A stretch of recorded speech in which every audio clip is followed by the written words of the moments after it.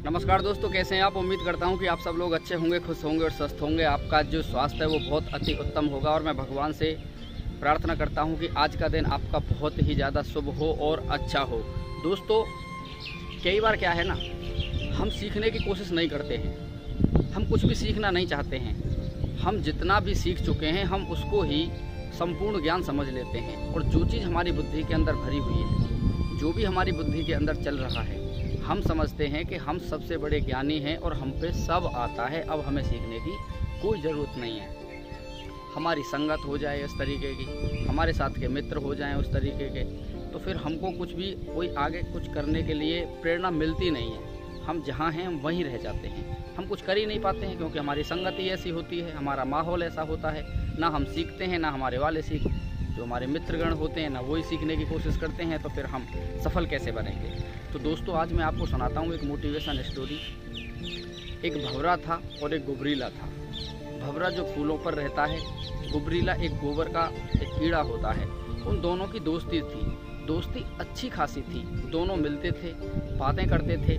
एक बार भंवरे ने गुबरीला से बोला कि भाई, मैं तुझसे मिलने यहाँ पर रोज़ाना आता हूँ, तू किसी दिन मेरे साथ मेरे घर चल, मैं तुझको अपना घर दिखाऊंगा और मैं तुझको ये चीज़ भी दिखाऊंगा कि मैं जहाँ पर रहता हूँ ना, वहाँ का माहौल कितना अच्छा है। तू यार यहाँ कैसे रह लेता है इतनी गंदगी में। अब मुझे आना पड़ता है इसलिए क्योंकि मैं तुझसे भाई एक दिली लगाव है, मुझे तुझसे मोहब्बत है, तू मेरा दोस्त है, इसलिए मैं तुझसे तेरे पास में मिलने के लिए आता हूँ।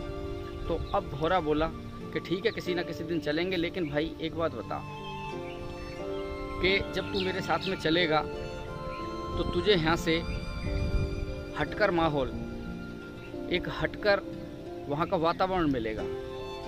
तू एक बार मेरे साथ चल तो सही। गुबरीला बोला भाई ठीक है, मैं चल तो दूंगा तेरे साथ, लेकिन मैं तेरे साथ वहाँ जाऊँगा कैसे, क्योंकि मैं तो उड़ नहीं सकता और रास्ते में मैं जा नहीं सकता, तो कैसे जा पाऊँगा। भंवरा बोला ठीक है, तू इस बात की चिंता मत कर, वो सब व्यवस्था मैं खुद करूँगा, मैं तुझे कैसे ना कैसे तरीके से लेके जाऊँगा। एक दिन जो डिसाइड हो गया, एक दिन निश्चित हो गया कि ठीक है उस दिन चलेंगे। तो फिर क्या था भैया, गुबरीला महाराज भी अपना नहा धोकर बढ़िया तरीके से परफ्यूम लगाई और एकदम सटाक मटाक करके तैयार हो गए। भंवरा आया और बोला कि भाई ठीक है, अब तू मेरे साथ चल। अब गुबरीला खड़ा रहा, बोले अब मैं कैसे जाऊं। तो भंवरे ने पहले से ही इंतजाम करके रखा था, उसने बोला कि ठीक है, तू मेरी पीठ पे बैठ जा, मैं तुझको उड़ाकर अपने साथ में लेके चलूँगा। दोस्तों, वो उसको लेके चला गया। भंवरा रहता था एक बहुत ही सुंदर बगीचे में, जहाँ पर गेंदा के फूल, गुलाब के फूल, चमेली के फूल, गुड़हल के फूल इत्यादि इत्यादि वैरायटी, गुलाब के भी कई तरीके के फूल थे, जिसमें लाल गुलाब, सफ़ेद गुलाब, कुछ इस तरीके के फूल से जो सुगंधित एकदम भरा भरा फूलों से, और बहुत ही अच्छा एक सुंदर सा बगीचा था, जहाँ पर आदमी अगर टेंशन लेके भी चला जाए तो भी उसका दिमाग खुल जाए और उसे बहुत अच्छा महसूस हो।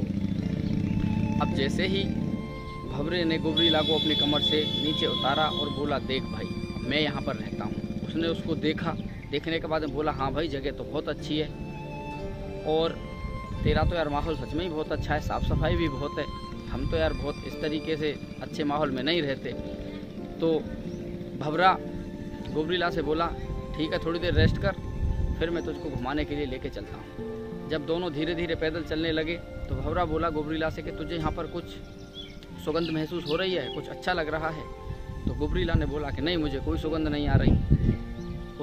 फिर भंवरे को लगा कि शायद हम थोड़ी दूर हैं, पहली बार आया है मेरे साथ में गुबरीला, तो हो सकता है कि इसको कुछ अभी अंदाज नहीं है, कुछ पता नहीं है। तो वो और उसको बगीचे के अंदर लेके गया। जब और बगीचे के अंदर लेके गया तो बोला, गुबरीला ने फिर मना कर दिया। अब तो भंवरे को भी थोड़ी सी अजीब सी बात लग रही कि इतना सुगंधित बगीचा है, इतने अच्छे अच्छे फूल हैं, फिर भी इसे पता नहीं क्यों खुशबू नहीं आ रही। तो अब उसने उस भंवरे को एक बार फिर से बोला कि भाई, मुझे किसी तरीके की कोई सुगंध नहीं आ रही। तो भाई गुबरीला की इस बात को सुनकर भंवरे को तो बड़ा अचंभा हुआ। अब भंवरे ने गुबरीला को उठा करके गेंदा के फूल के ऊपर रख दिया कि अब सूंघ, अब तुझे खुशबू आई। उसने बोला नहीं। अब तो भाई भंवरे को और ज़्यादा परेशानी हो गई कि इतना अच्छा फूल है और इसको मैंने बैठा दिया है, फिर भी इसको कोई खुशबू नहीं आ रही। फिर उसने उसको उठाया, चमेली के फूल पर बैठाया, एक एक करके 10 तरीके की वैरायटी के फूल पर बैठा दिया, लेकिन हर बार गुबरीला मना ही करता रहा कि नहीं, मुझे कोई खुशबू नहीं आ रही। अब तो भंवरे को गुस्सा आ गया। भंवरा सोच रहा था कि यार ये कैसा है, इसकी नाक के अंदर ऐसे किसी तरीके की सुगंध नहीं आती है, गोबर के अंदर रह के बिल्कुल गोबर जैसा। और उससे पूछता था कि तुझे कैसी खुशबू आ रही है, बोले मुझे तो गोबर की खुशबू आ रही है। अब लास्ट में जो सबसे ज़्यादा एक और सफ़ेद कलर का बहुत छोटा सा एक फूल था जो बहुत ही सुगंध देता था। अब की बार भंवरे ने गोबरीला को वहाँ पर ले जाकर रख दिया और बोला कि अब तुझे खुशबू आई? बोले नहीं, मुझे तो कोई हटके खुशबू नहीं आ रही, मुझे तो अब भी गोबर की ही खुशबू आ रही है। दोस्तों, भंवरे को गुस्सा आ गया, गोबरीला से बोला कि तू अपना मुंह खोल। जब दोस्तों गोबरीला ने अपना मुंह खोला तो भंवरे ने उसके अंदर देखा कि उसकी गर्दन के अंदर गोबर फंसा हुआ था। जब उसने वो गोबर देखा तो उस गोबर को बाहर निकाला किसी तरीके से, फिर उसको फूलों के पास में दोबारा से लेके गया गोबरीला को। भंवरे ने पूछा कि अब खुशबू आई? बोला हाँ, अब खुशबू आ रही है। फिर अलग अलग तरीके के फूलों पर बैठाया तो उसे सबकी खुशबू आने लगी। दोस्तों, कहानी का समझाने का मतलब यही है कि हम कई बार अपने दिमाग के अंदर वही सब सिस्टम, वही सब सोच, वही सब नॉलेज अपने अंदर समेट के रखते हैं जो हमको आगे नहीं बढ़ने देती। अब हमको चाहे कोई बढ़िया स्कूल में पढ़ा दे, बढ़िया कोचिंग करवा दे, अच्छी बिजनेस दे दे, कोई अपॉर्चुनिटी मिल जाए, हम तो बस उसी चीज़ में मगन हैं जो चीज़ करते हुए आ रहे हैं। दोस्तों, अगर समय के हिसाब से आपको आगे बढ़ना है तो समय के हिसाब से आपको बदलना पड़ेगा, चीज़ों को माइंड के अंदर क्रिएट करना पड़ेगा, पढ़ाई भी करनी पड़ेगी, मेहनत करनी पड़ेगी, तब जाकर आपको सफलता मिलेगी।